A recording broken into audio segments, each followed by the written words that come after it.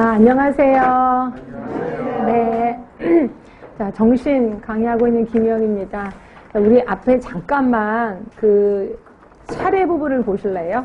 우리 차례 부분을 보시면, 저는 이제 문제풀이를 어떤 식으로 할 거냐면, 처음부터 모의고사로 안 들어가고요. 그 다음에 이제 단원별로 일단 문제를 냈습니다. 그래서 1번에 뭐 정신건강 간호의 이해, 인간의 존중에서 단원별로 문제를 쫙 냈고, 그 다음에 이렇게 해서 전체적으로 한번 복습을 한 다음에, 그 다음에 이제 모의고사 쪽으로 넘어갈 거거든요. 그래서 여러분들이 앞에서 이 개념 부분을 할 때는 우리 여름에 했었던 이론 책 있지요. 네, 그거 좀 갖고 오시는 것도 도움이 될 거예요. 물론 제가 나름대로 유의물은 갖고 오긴 했지만 혹시라도 기억 안 나시면 이론책을 보면서 아, 이런 게 있었구나라고 할 수 있게끔 해주시면 되고요. 그 다음에 맨 처음에 했던 이해나 인간 존중, 치료적 인간관계 의사소통 이런 것들은 문제가 제법 나옵니다. 나오는데 그거에 나름대로 규칙도 있어요. 근데 그 규칙을 다 일일이 가르쳐 드리기에는 너무 양이 많아요. 그래서 제가 문제를 풀다가 이런 건 감으로 잡읍시다 라고 하는 게 있을 거예요. 굉장히 분명히 원리가 있는데 감으로 잡아도 답은 나오더라고요. 그래서 대부분 제가 원리를 안 가르쳐 주고 감으로 잡아보세요 라고 하면 여러분들이 딱 대답을 하면 아, 감이 잡혔구나 하고 그냥 넘어갈 겁니다. 그래서 그렇게 할 거고요.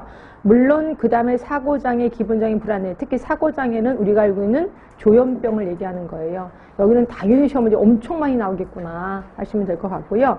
그 다음으로 많이 나오는 게 이제 기분장애. 그래서 조울증, 뭐 우증, 그러니까 조울증 중에서 대부분 울증이 좀 많이 나올 겁니다. 울증이.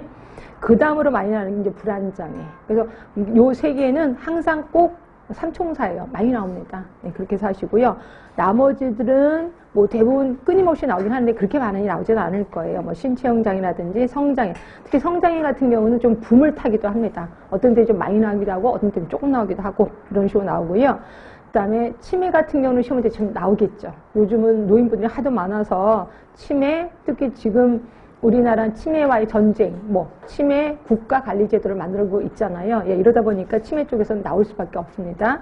치매 쪽은 보실 거고, 그다음에 섭식장애나 발달장애, 그러니까 섭식장애는 그렇게 많이 나오지는 않을 거예요. 이렇게 보시고, 그다음에 발달장애 쪽은 아기들에 해당이 되기 때문에 이것도 조금 나오긴 할 겁니다. 예, 그런 식으로 해서 대부분 우리 정신간호학이 여러분 발목은 잡지는 않을 거예요. 이게 뭐 이렇게 보면 간만 있어도 웬만큼 답은 써서 이것 때문에 떨어졌다는 걸 진짜 여태까지 한 번도 못 봤습니다. 그래서 정신간호는 문제를 좀 많이 풀다 보면